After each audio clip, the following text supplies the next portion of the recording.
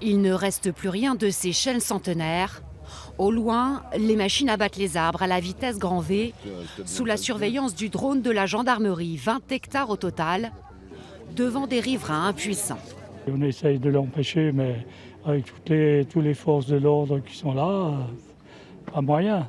Ils n'ont pas fait les travaux préparatoires pour permettre aux chauves-souris de s'en aller. C'est des espèces protégées. La façon de faire les travaux, c'est scandaleux. Quand José Bové arrive, le déboisement est presque terminé. Avec une vingtaine d'opposants, il veut dénoncer les irrégularités du chantier. Constat d'huissier à la main. On va pas passer. Dans cette forêt, les lierres n'ont pas été arrachées, les écorces n'ont pas été retirées. Les entreprises Arcos et ses sous-traitants auraient dû le faire 2 mois avant l'abattage. Vinci n'aurait pas respecté ses obligations environnementales. Appelez aussi monsieur le préfet, ça sera aussi vite fait. Et moi j'appellerai le ministère après.